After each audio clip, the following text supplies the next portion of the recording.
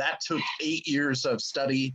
And I've been back and forth to India probably 15 times, maybe something like that. Wow. And I've, even with all of that, I've spent months there, and I've been to many temples, and I have a lot of Hindu friends and all kinds of things. And I still realize that there are massive parts of Hinduism that I'm only just now discovering. The way that I liken it is Hinduism would be something like if you could put Judaism alongside Christianity and then alongside Islam, all three of those religions side by side, Hinduism would sort of double that. That's the scope of it.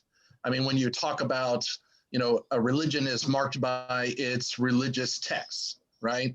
So I would have to spend hours and hours just talking about the long history of Hindu texts. There's no real Bible. There's no definitive canon. It's text upon text upon text. Hindu history is a whole 1,000 years here, and then the next 1,000 years that is added on top, and then another 1,000 years, and another 1,000 years, and another 1,000 years. And the previous stuff doesn't go away, and it just continues to be expanded and to grow. And wherever Hinduism comes in contact with sort of new traditions, in a lot of ways, it's brought into the Hindu beliefs and texts and practices. And so it's, even, I'll get to this, but even Jesus is viewed to be a kind of incarnation of one of the main Hindu gods, Vishnu. Hindus will view it like this. They view the universe as like this. Imagine a mountain, and on that mountain, there's the eastern path, and then there's the western path, and then some will take the east to the west, back to the east, and then up to the top. We're all headed toward that same mountaintop experience where we meet the divine, we become one with the divine, but we all take different paths, and those different paths are the different world religions. And so Hindus will view Jews and Christians and Muslims and Jains and Sikhs and followers of Shinto and all of these other religious traditions. They will really view it all as Hinduism, because wherever there is a person, a soul, a migrant through the universe, and they are seeking to connect with the deeper universe, that person is a Hindu. Right. So it's to try to sort of summarize this now in 25 minutes, pretty tough to do. But let's take a stab at it. I'm going to just very briefly go through a few of the main 1,000-year periods in Hinduism, and then I'll talk a little bit more about modern Hinduism, and then we'll open it up for questions. I mentioned that we have 1,000-year blocks in the history of Hinduism, and that's it's pretty close. Like a whole 1,000 years in the ancient world, there was a civilization. We all know about the Nile River and that ancient civilization. We know about the Tigris and the Euphrates River in Mesopotamia, modern-day Iraq, and how that was a kind of cradle of civilization. Likewise, in the ancient world, there was the Yangtze River and other rivers in China that gave rise to ancient civilizations there. Right in the middle of all of that, in South Asia, there were these fertile river valleys around modern-day Pakistan and Afghanistan and northwest India. It's all called the Indus Valley River System. And in the ancient world, going back 4,000, 5,000 plus years ago, there was a whole civilization that was around for at least a well-identifiable 1,000 years of history. What was this like? So in the ancient world, so many of the religions were kind of local religions that were gathered together maybe in regions of similar beliefs and that kind of thing. If we think of the Native American traditions before the Europeans came, we had Navajo beliefs, we had Ogallala Sioux, we had Lakota Sioux, we had the Cheyenne, we had all of these different kind of local religious traditions, but they shared a lot, that we might call kind of Native American religious beliefs, right? This is sort of what it was like in the ancient South Asia that was there, the ancient Indus Valley civilization. I would say that Hinduism is in a lot of ways like those Native American religions, or like Eskimo or Inuit traditions, or Aborigine traditions, or African tribal religions, what we might call indigenous religions. But it's one of those set of indigenous religions that kind of hits the big time. And in the modern world, you talk about maybe 5 major world religions: Judaism, Christianity, Islam, and then you have Hinduism, and then Buddhism arises out of that. We'll get to Buddhism next week.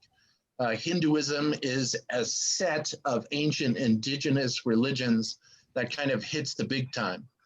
And let's talk a little bit about what indigenous religions would be like. One of the main characteristics is that they would follow what is called animism. And it's the basic idea that everything around us is alive with a kind of animating force. The rivers, the forests, the sky, the animals, everything around us has a kind of spiritual reality to it. And how should we live in this world? We should live in the circle of right relationships with everything that exists, right? So we seek to live in harmony with nature around us. Think about, Dances with Wolves, maybe, if you've seen that movie, and how, the main character becomes enchanted with the way that the Native Americans lived in harmony with everything, with the landscape and with nature around the community. It would be similar to that. There was great reverence for fertility, and for especially the female ability to create life. In the ancient world, we think that many of the most ancient forms of religion were actually goddess traditions. There would have been great reverence for the divine feminine, and for the ability that women have, sorry guys, sorry men, but we can't give birth. And this ability to give birth and bring forth life was viewed with great reverence. And in the Indus Valley civilization, that's probably what the ancient religious traditions were like. Probably a matriarchal culture, probably goddess traditions. We don't know a lot about the Indus Valley civilization, in part because the script has never been broken. It's never been translated. We do know some practices from various images and stuff. We know that probably yoga, for example, seated meditation, probably found its roots 5,000 years ago, maybe, where there are some clay seals with these figures who are seated in kind of the lotus position. And we think that the roots of yoga go back that far. That was around for a full 1,000 years. And then what happens is a group comes from the outside, probably from the north. They are known as the Aryans, and they brought with them a kind of religion that was very different. It was maybe more like Greek religion, something like that, where the gods, they were called devas, and they were primarily at this point male deities now. Mostly male deities, some female deities, but it was the male deities that were the most important, kind of like Greek, mythology. We know about Zeus, this great god of the storm and the lightning bolt and that kind of thing. The Aryans had a similar king of the gods whose name was Indra, and he was the wielder of the thunderbolt, and he brought the rains and that kind of thing.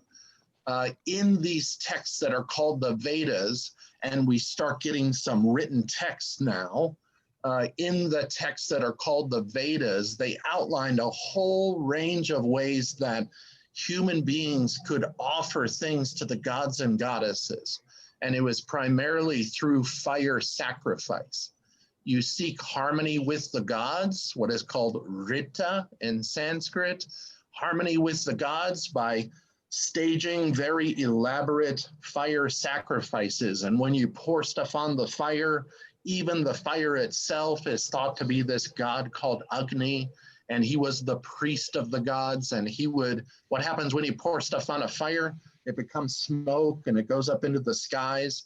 Well, that's what Agni was doing as he was taking the sacrifices of the princes and the kings and the priests, and he was taking them up into the skies so that Indra and the mostly male heavenly host would feast on it.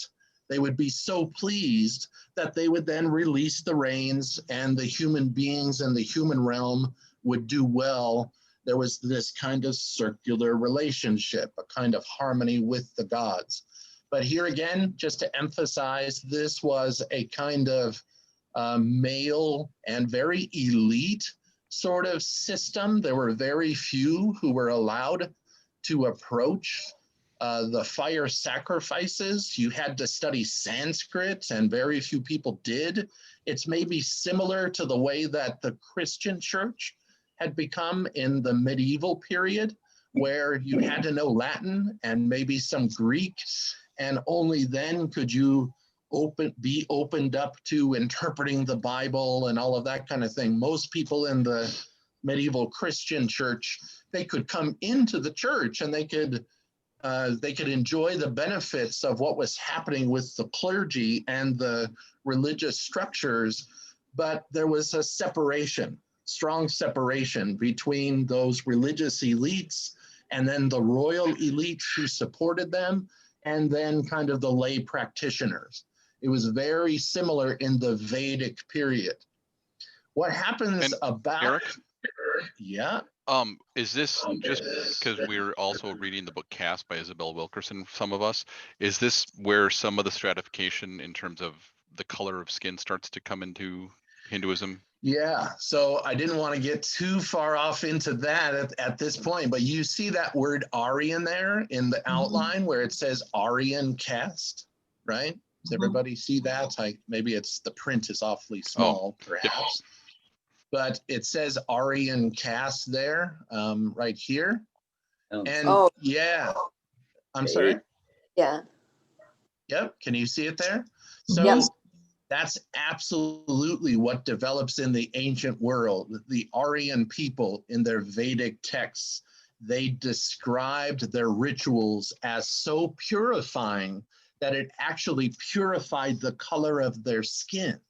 And their light-colored skin, especially compared to the dark-skinned Indus Valley people, they began to differentiate in very strong ways between what become the high caste people and then the darker skinned low caste people and even outcast people.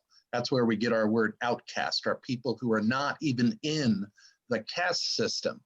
And by the way, you see that word Aryan. This is indeed where Hitler gains some of the language for his ideas of racial purity. This idea of a pure light-skinned race has many of its origins in these texts of the Vedas written about these Aryan people. And after this Vedic period, as we have a rise of kind of equalizing devotionalism that I'm about to get into, the Aryan people and that kind of pure light-skinned people, it's said that they may have retreated in some ways. Many of the remnants of these Aryan people are there in North India, and there still is caste differentiation between light-skinned people and dark-skinned people. But the pure light-skinned people were said to have retreated up into these valleys in the Himalayas.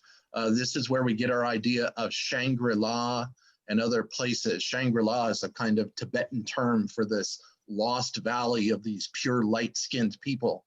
And Hitler even launches several expeditions into North India to try to find the remnants of these Aryan people. And by the way, just to add to that, the swastika is in fact an ancient Aryan symbol.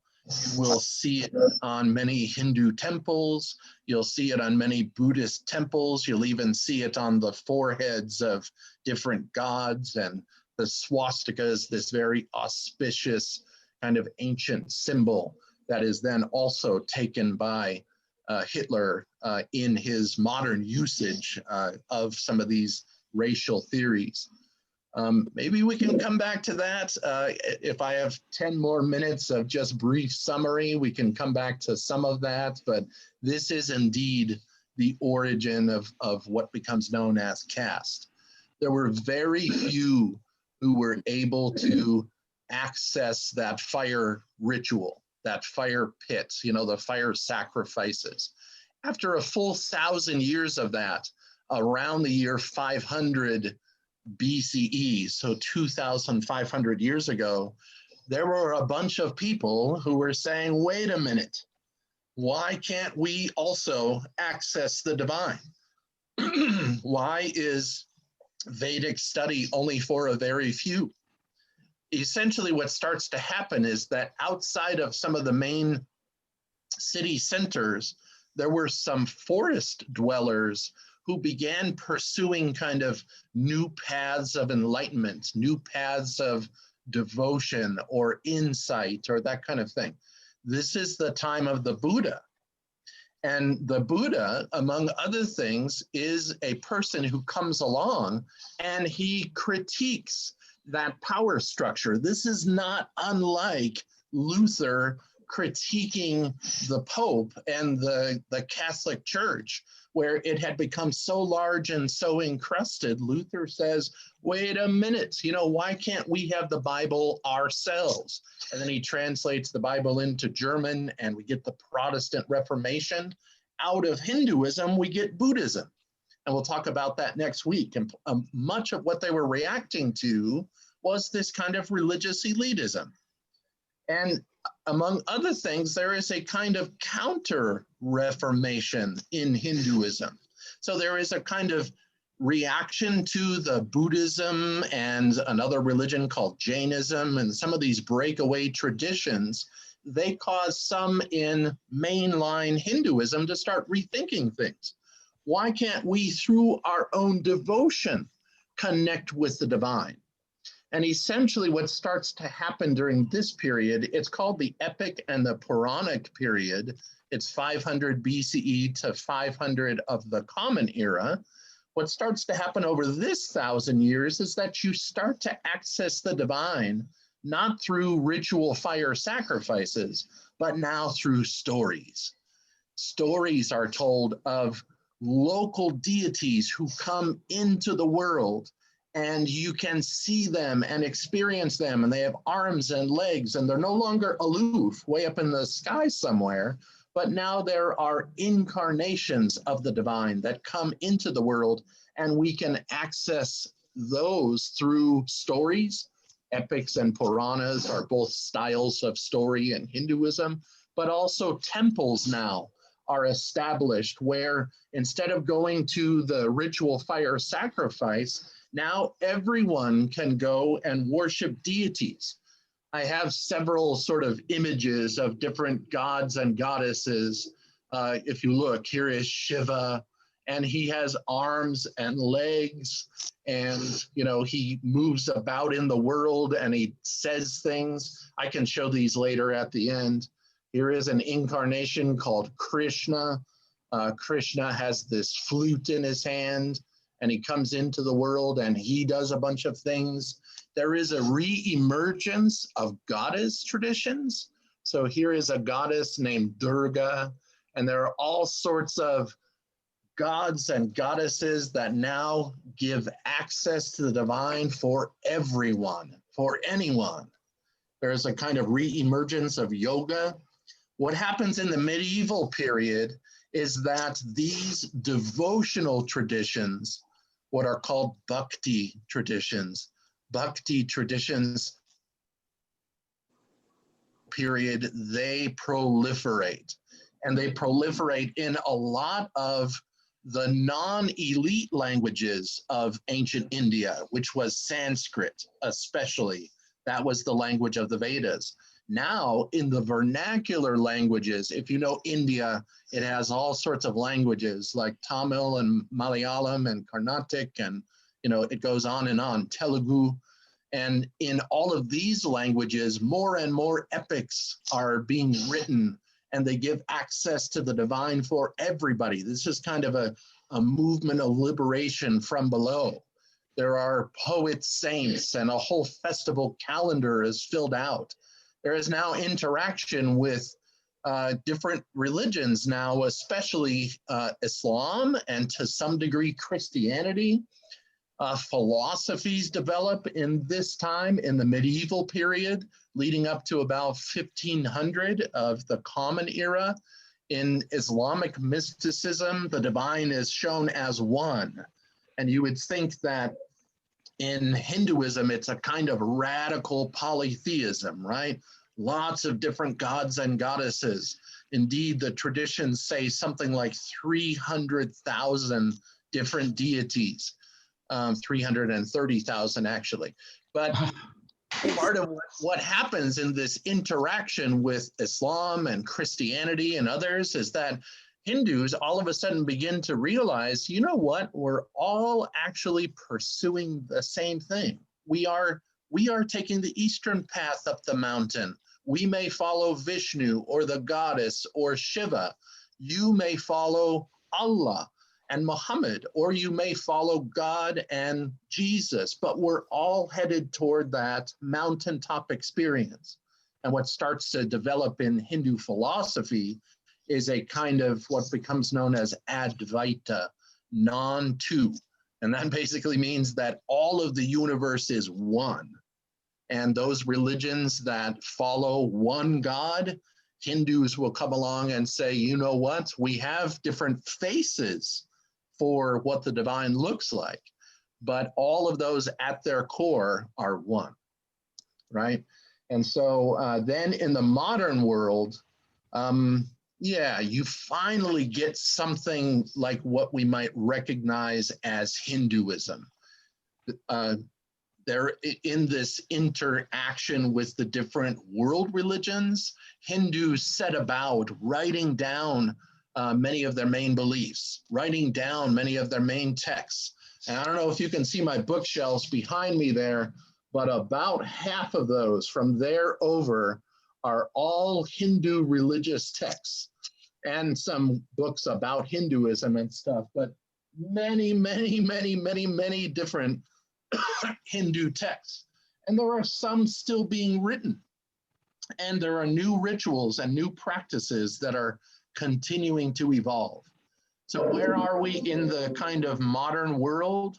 Well, there has been a kind of equalizing over the last 2,000 years, say, starting with the epic and the Puranic bhakti devotional traditions. Now everyone has what is called a dharma. Dharma means duty. Wherever I'm born in this place, if I'm a prince or a king, or if I'm a priest, or if I'm a merchant, or even if I'm someone in the very low caste, what are called the Shudras, or even outside of the caste system, I need to lead my life in the best way that I can. And I am responsible for the net effects of my actions. Morality is an important component of Hindu traditions. And so non-harming becomes a really important teaching that sort of binds together many Hindus. And I think there are some things in common here with, the Christian idea of turning the other cheek and that kind of thing. Gandhi indeed was influenced by the Sermon on the Mount and some other Christian texts that talk about the non-violent way of acting in the world. At any rate, in the modern world, Hinduism has become a kind of religion of devotionalism and divine incarnations. And I sort of list three of the main gods there. There are three main ones, but there are so many different varieties even within each of these. So you have the god Shiva. He is an ancient Indus god, probably related to meditation and yoga.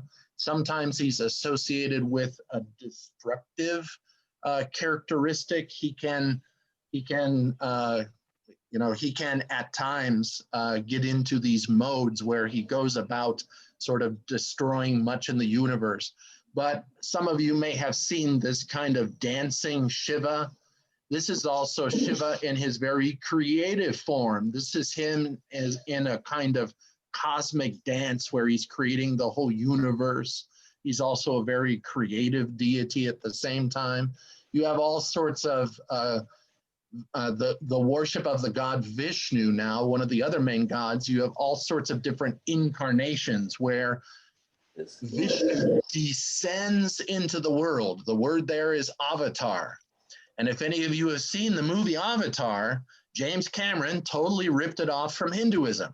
The word avatar it means to descend into a body in another world. That's what the Sanskrit word avatar means. And you notice that this is the god Krishna, and many of the incarnations of Vishnu, not when they descend into the world, they often descend into bodies that are blue. And so even that was kind of taken, the divine cosmos, the stars and the dark blue night sky becomes manifest in Krishna's skin, in Rama's skin. Vishnu is oftentimes associated with preservation. Wherever the world is going astray from its moral foundation, he will come in and he will take incarnation in various places in the world, and he will bring new teaching to new peoples. And so even the Buddha is viewed to be an incarnation of Vishnu. And many Hindus will say Jesus is an incarnation of Vishnu, right? Just to kind of wrap things up here, I know our time is almost done, but goddess traditions are very strong in Hinduism. And there is what is called Shakti, that the universe has a kind of divine feminine creative force, and that she can become incarnate in various ways. There are so-called goddesses of the breast who are kind of domesticated goddesses. There are, for every god, there is a wife, and, she becomes maternalistic, and you have children, and all of these stories become near and dear to Hindus. There's the elephant god, Ganesha. Ganesha is the son of Shiva and Parvati, and the stories of their family become really important stories of devotion for Hindus. But there are also fierce goddesses, what are called goddesses of the tooth.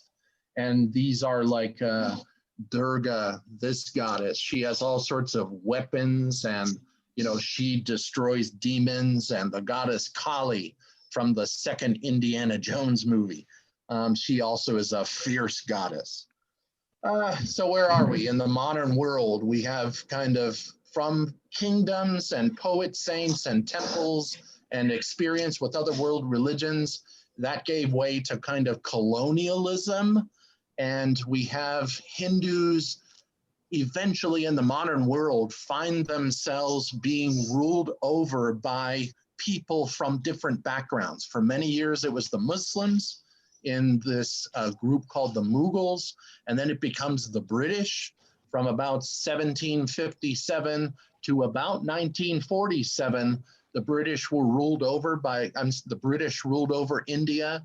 What happens in 1947 after World War II and the colonial powers are receding, all of a sudden now India becomes self-governing. And a lot of this happens through Gandhi's efforts at nonviolent civil disobedience.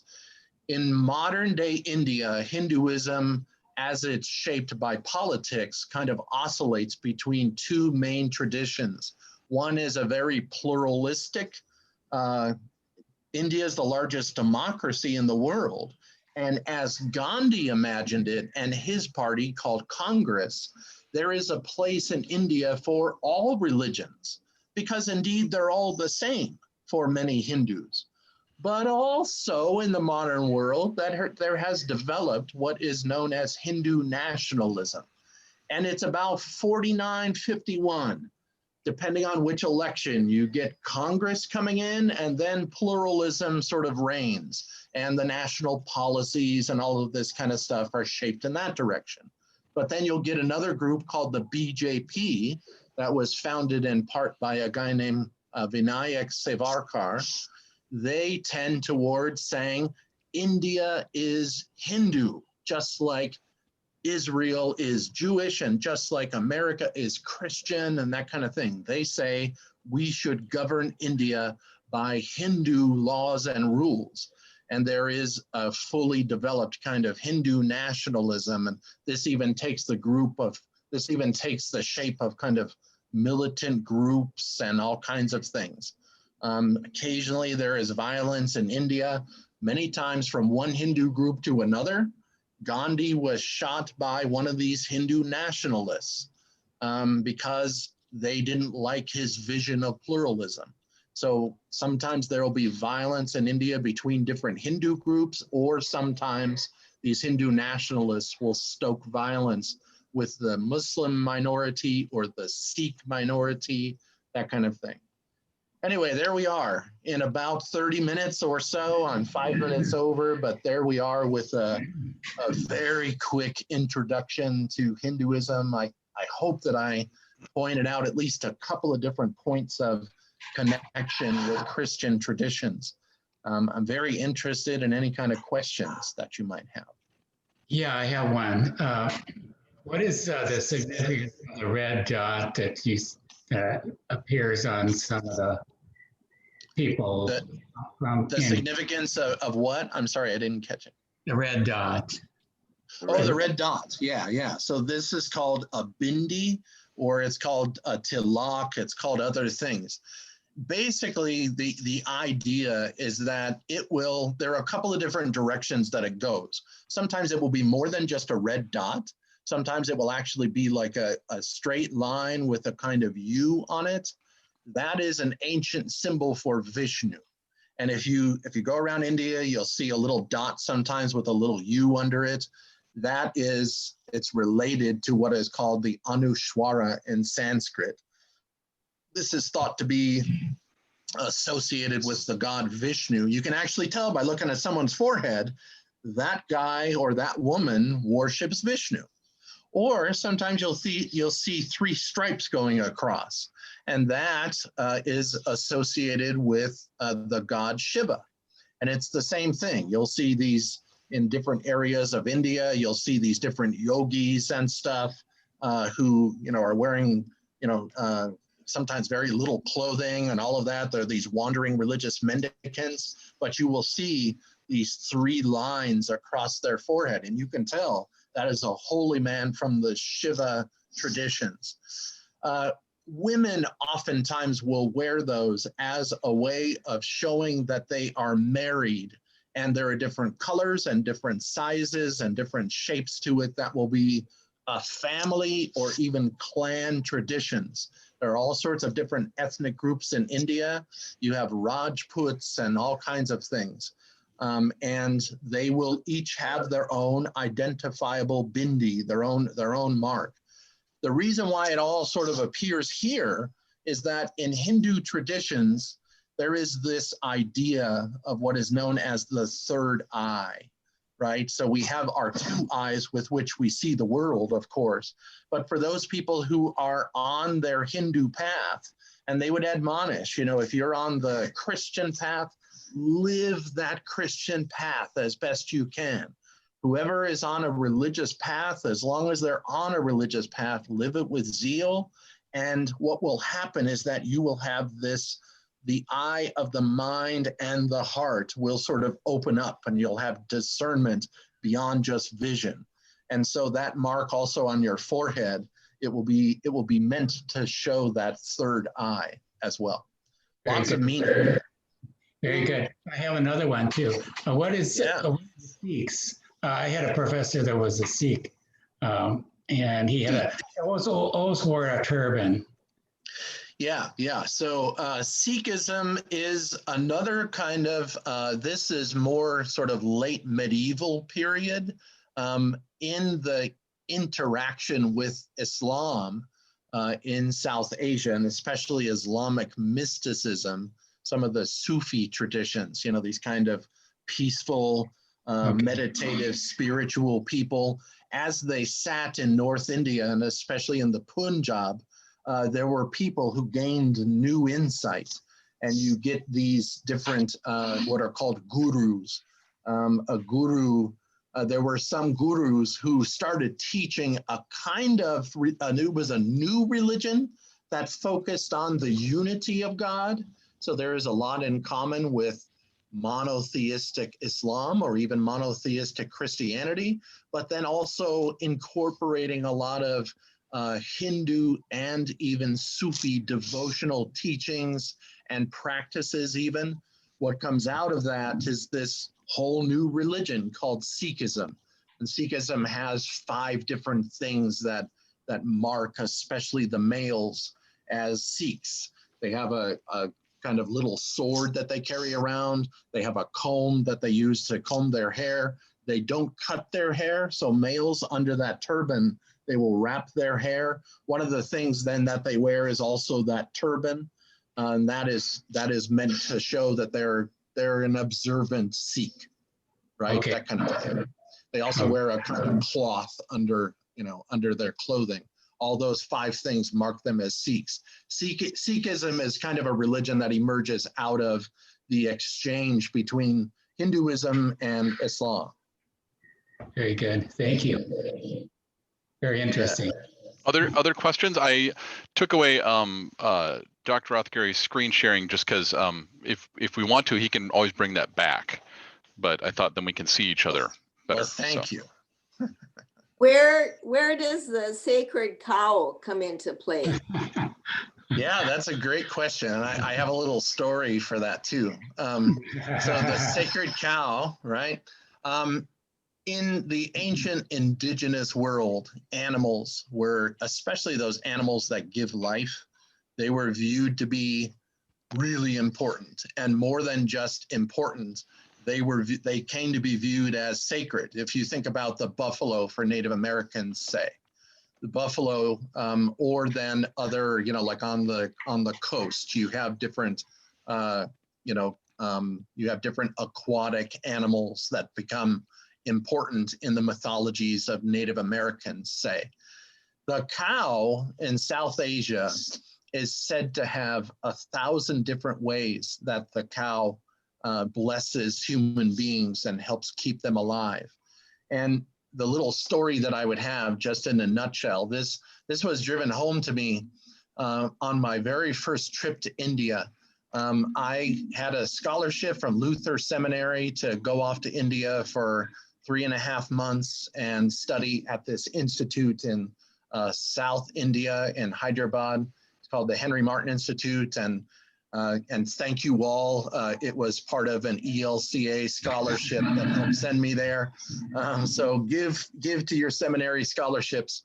But when I went there, in my classes at Luther Seminary, in addition to having a very disruptive Norwegian named Eric, in addition to having him in my classes, I also had a great guy from India.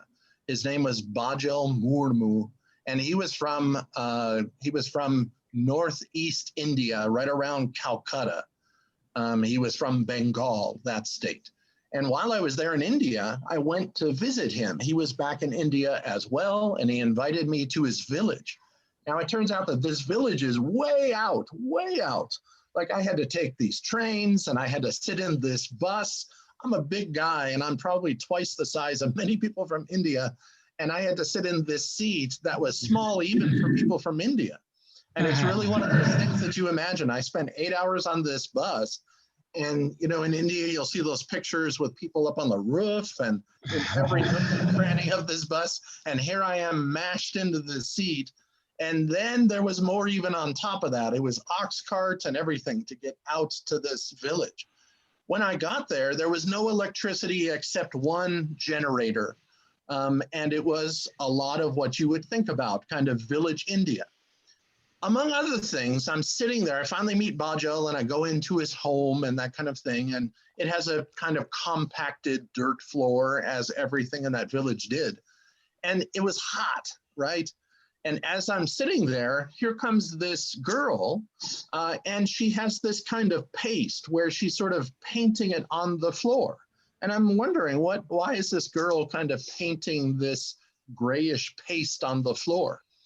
And part of what I begin to realize is that this is in fact a kind of cow manure sort of paste that she's painting on the floor. My friend Bajal tells me, I'm like, what's going on here? He starts telling me, first of all, it's very clean. Believe it or not, cow dung, these cow patties actually help cleanse everything. They believe it or not, they actually help to keep the flies away. They use them to fuel their hearths, to burn and all kinds of things. But among other things, what it does when you paint this on the floor, for about the next 2 hours, it evaporates. And when it evaporates, the temperature in that place, I'm telling you, it went down by 15 or 20 degrees. And it was amazing. I couldn't believe it. It didn't really smell or anything. It was very pleasant to be in there, but it was air conditioning. And it was just sort of driven home to me the many, many, many uses. I grew up on a ranch in Colorado, and we took our chicken manure and other things and put it into our garden. And, we have all of those kinds of uses. But even air conditioning in India, the cow, therefore, is seen to be sacred because she provides milk. She provides one of the main ritual elements in Hinduism is called ghee, which is a kind of clarified butter. The gods love it. Human beings have milk and butter and all sorts of things, on and on and on. There are all sorts of reasons why. The gods even then sometimes will ride cows around into the various quarters of the universe. And so the cow is held as sacred on so many different levels, including air conditioning.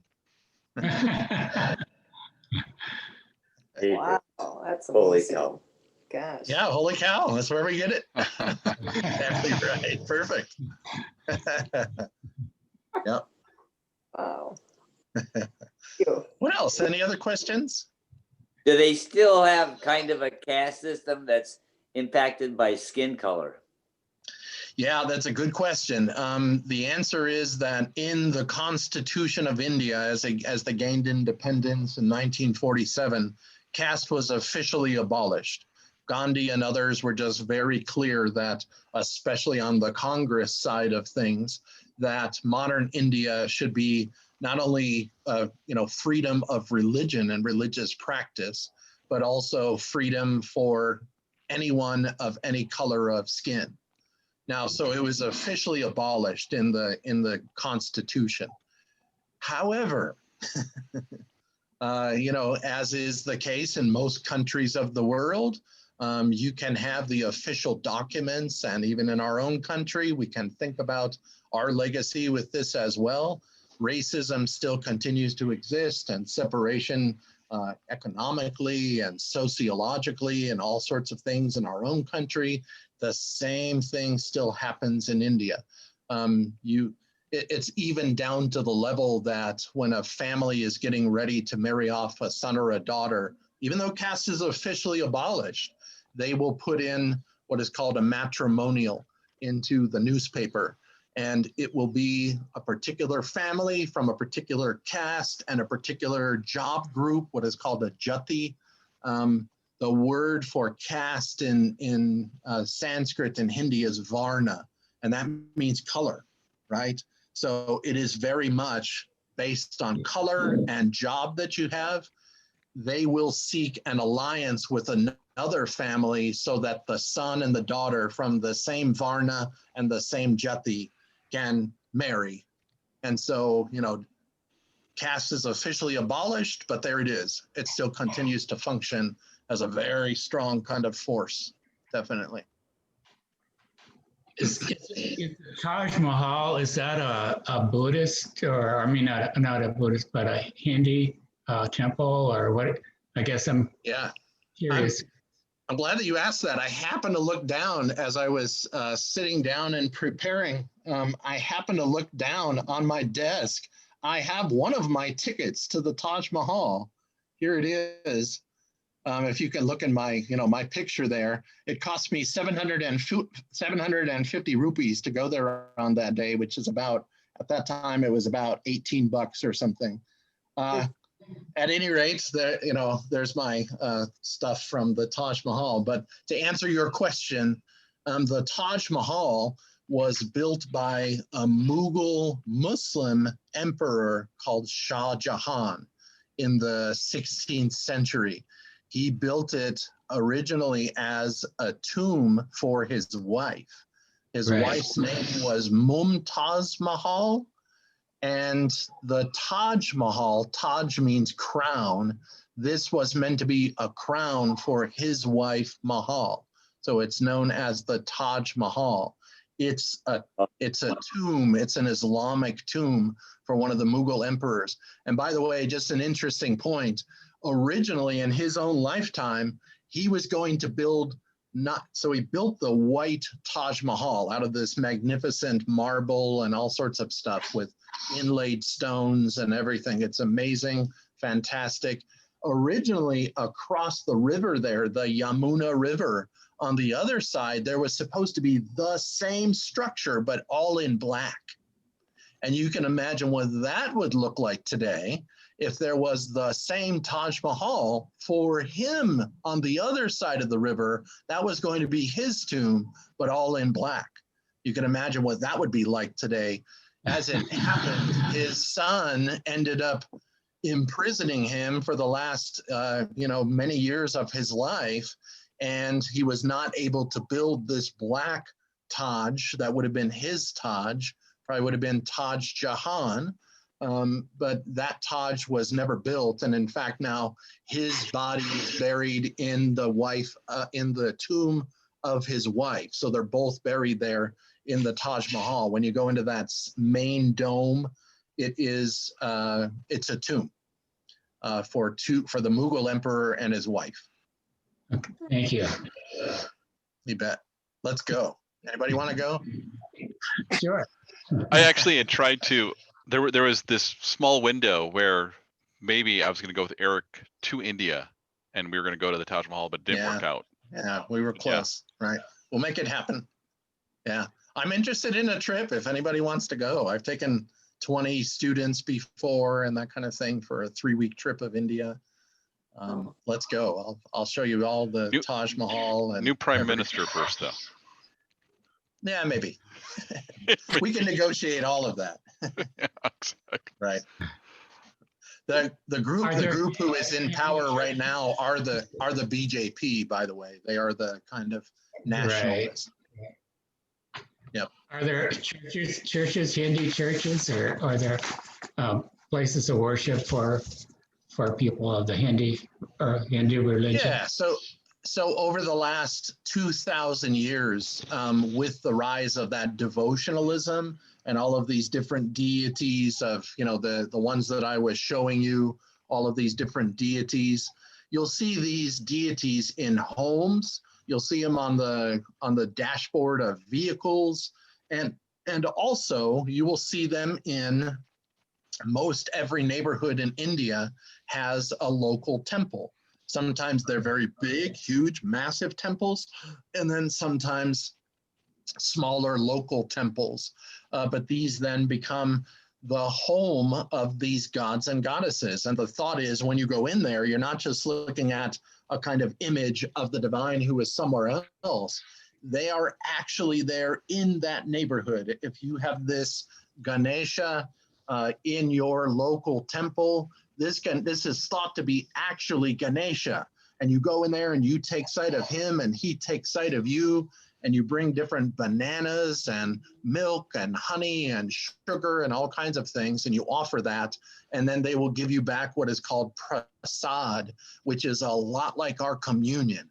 You take this kind of cookie sort of thing and you take it into your mouth, and it's thought that you're taking the divine presence into you. right? The word prasad means grace. And so, yeah, these temples are all over the place. Even here in Roanoke, Virginia, we have 3 different Hindu temples. And I take students there, and all of these Vedic fire sacrifices still happen. There are different devotions to all of these different deities. They're called pujas. The community gets together once a week or more, and then especially on certain festival times. And at these temples, then all sorts of different stories are retold, and worship of all of these different gods and goddesses happen. It's absolutely beautiful. I could send a link to a puja, and you can hear it. It's beautiful, and to see the amazing colors and the way that the devotees come with their hands like this, and they'll prostrate and put their head to the floor and all kinds of things. It's amazing and beautiful, these pujas.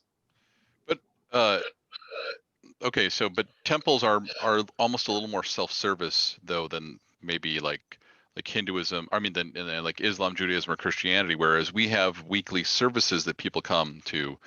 In Hinduism, you can go to the temples and you go visit the god or goddess you want to visit, offer your milk, bananas, whatever, and then the priest who's there kind of processes that, right?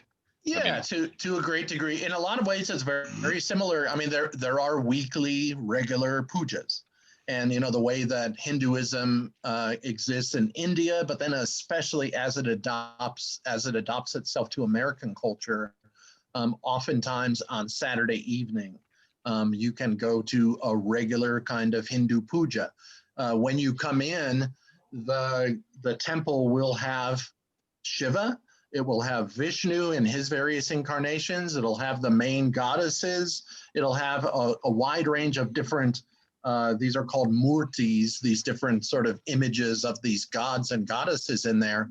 And you would come in, and the pujari, the priest there, he would be doing a devotion to each of these different gods and goddesses, asking for their presence to remain. And then the offerings would be taken from the devotees and given to these different gods and goddesses. It's very similar in a lot of ways to kind of Christian traditions or Jewish traditions or even Islamic traditions, regular times of prayer, but then you have important festivals like the Festival of Light called Diwali, and there are a whole bunch of other important festivals. And so then the temples really swell at that time. There's a lot of food that's eaten and all kinds of stuff. But yeah, in most temples there will be a kind of priest there called a pujari who will lead whichever devotee will come. You can come at other times as well. If something is happening in your family or whatever it may be, you can set up with the pujari. Maybe a wedding is occurring, or there's some illness in your family. You can set up on a Wednesday evening to come in, and the pujari will lead you through a range of healing rituals or devotional rituals, all of that kind of stuff too. Yeah. Any other questions? We got let's say 3 minutes or so before we can wrap things up. Nothing from Diane. Yeah, I'm surprised. Yeah. Very, very wide set of religious traditions here. We've only just dipped our toe into the great cosmic ocean of Hinduism. There's so much there. It's fascinating and amazing stuff. Are there dairy farms in India? There are dairy farms, most definitely. There would be a lot in common with North and South Dakota and Minnesota, and yeah, definitely a lot of. Alongside of the dairy farms, there would be not so much corn, there would be rice, that kind of thing. But yeah, definitely a lot of dairy farms for sure. Milk is so important in the daily diet of India, and then in rituals. But the milk, by the way, is not just dairy milk. It's also that you can get a lot of goat milk. You can get water buffalo milk, which if you have never had that, you should give it a try sometime. You can get a wide range of different kinds of milk, but yeah, definitely lots of dairy farms. Yeah, that was interesting to me because given that cow is a sacred animal, but Yeah, by the way, along those lines, one thing that you might not recognize if you're from North Dakota and you go to, you go over to India, you would see a lot of cows and stuff, but there is no fencing. There are no fences really to speak of. There are some, but for the most part, animals, especially when they're sacred like that, they should be free to roam wherever they like. And this is what happens. Believe it or not, families are still able to maintain exactly, they know exactly where all of their cows are, even though they wander all around. And one of the kind of side parts of this is that India is 1.5 billion people, and it's a country a third the size of the United States, and most of those people live in cities. So in India, you'll have cities with 15 million and stuff like that, and really densely populated. One of the things that you see, if you've ever seen videos of modern India, is that you'll have all sorts of different people traveling around the city on these streets. And they'll be in little three-wheel auto rickshaws, lots of motorcycles, some bicycles, all the way up to cars, and then big lorries, big, huge trucks and buses and everything just sort of moving and ebbing and flowing. Right in the middle of this will be a cow that's just loping down the road, and everybody just comes along and goes right around, and the cow will come into your yard, eat some of your flowers or whatever it is, and nobody stops the cow. Everybody just looks out for the cow, and the cow does what the cow wants to do. They will lay down in the middle of an intersection in India. It's like geese up here. It's like nobody's willing to run over a goose. Like, really? There you go. Yeah. They taste horrible, and we have way too many of them. Just run over the goose, push it aside. Let's keep going. Sorry, that's probably unpopular. Hindus would disapprove, Eric. I know. I grew up in central Minnesota, so I ducks and geese, plenty of them there. So, right. Well, any last quick question for Eric? We're at 11:30. Want to respect his time and Quick. 11:31. Thank you. Thank you. Thank you. Thank you all very much. Thank you, everyone. Next week will be Buddhism, and then the week after that we have Tyler Bottman here to talk about some energy stuff. I'm waiting for his description to come back so I can speak more intelligently about what he's going to do. But yeah, but you guys, I'm sure you guys know Tyler better than I do. It should be great. So and then Roy Hammerling will be doing a couple here in November. Oh, wow. Okay. So yeah. Thanks, everyone. Yep. Thank you, Eric. Thank you. Namaste. Thank you, both Erics, both Namaste. Erics. Namaste. Yep. Namaste. Have a great Sunday, everyone. Take care. Okay. Thank you. Yep. Bye-bye. Bye-bye.